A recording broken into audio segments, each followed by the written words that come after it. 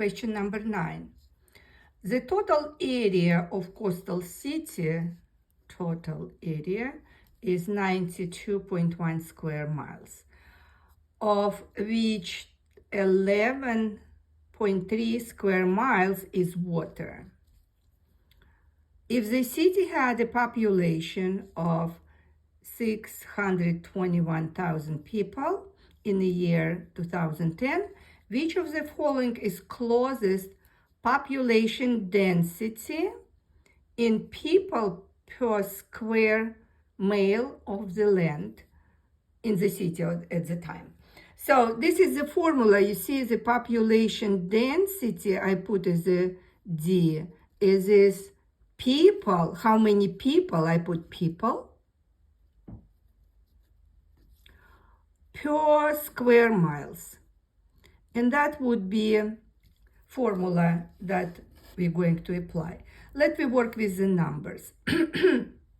First of all, we can see that coastal area 92.1, and we have water area, which is 11.3. We have to subtract because the land area of the coastal city can be found by subtracting area of the water from total area, right? So use your calculator if you want, but the answer we will have 80.3. So this is our miles squared. Okay, so the density, to find density, we have to, how many people we have? 621,000 divide by area, where is people living? So people over miles, and that would be your density. Using the calculator, we will find, so I have 7,685, which is closest, if we see closest would be B. So, and that would be our answer. Question number 10. Between 1,497 and 1,500, Amerigo Vespucci, if I pronounce it is correct, embarked on 2 voyages to the New World. According to the Vespucci's letter, the first voyage lasted 43 days longer than the second voyage, and the 2 voyages combined lasted 1,003 days. How many days did second voyages last? So we have 2 voyages. Let me just put 1 and 2. So whatever they're asking, second voyages, we put X. So X days. What it says for first, 43 longer than second. So I put X plus 43, and all together it's combined to 1,003 days. You see, that's very simple equation. We can solve very quick, which is no difficult in this part, right? So 1,003 subtract 43, it gives us 960, I believe. And then dividing by 2, right? And X equals, okay, right here. X equals, so 480, which we have choice of B. That's our good question. Number 11. Given a system of linear equation, you will see 7x plus 3y equals 8, 6x minus 3y equals 5. For the solution xy to the system of equation above, what is the value x minus y. Otherwise, we have to actually solve for x and y, right? So as you remember, the method to solving system of linear equations, it can be substitution or elimination. As you see, in this case, elimination would be work perfectly. So if we adding those two equations, let me just, we're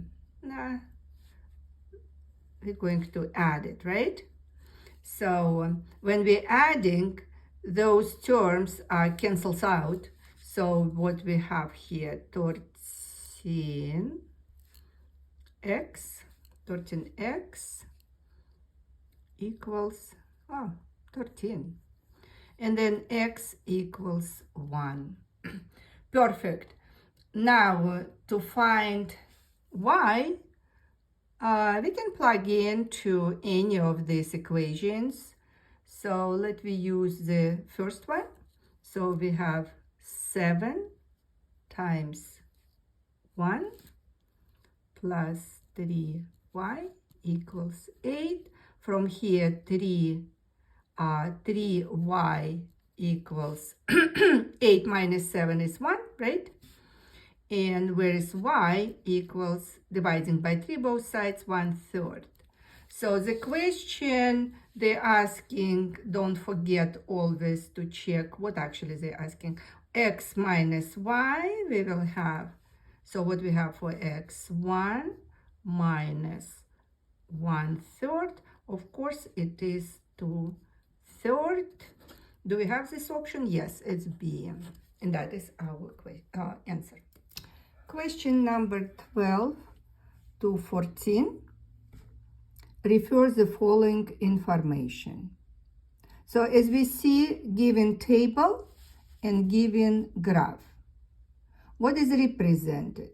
Sunflower height over time. As we see graph, this is height in centimeter and time in days. The question, over which of the following time periods is the average growth rate of the sunflower least? So we have 1, 2, 3, 4 periods of time. And if we aware that average growth rate, we're talking about slope, the slope of the line segment. And based on the graph of the 4 periods of time, we can see that from period 63 to 84, the slope is the least, which means average growth rate would be least. So our option would be D. Question 13. The function h defined by that formula, h of t equals at plus b. Do you recognize this? This is linear function. So what they want us to find, what does a represent in this function?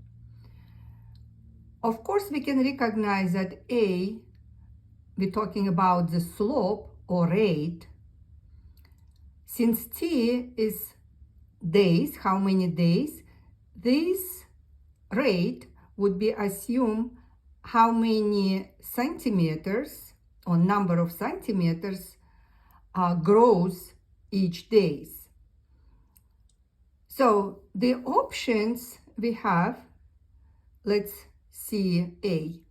The predicted number of centimeters the sunflower grows each day during the period. And that's exactly what we just was describing. That is our answer. If you read all other 3 options, you will see that it's not make sense at all, because A represents a rate.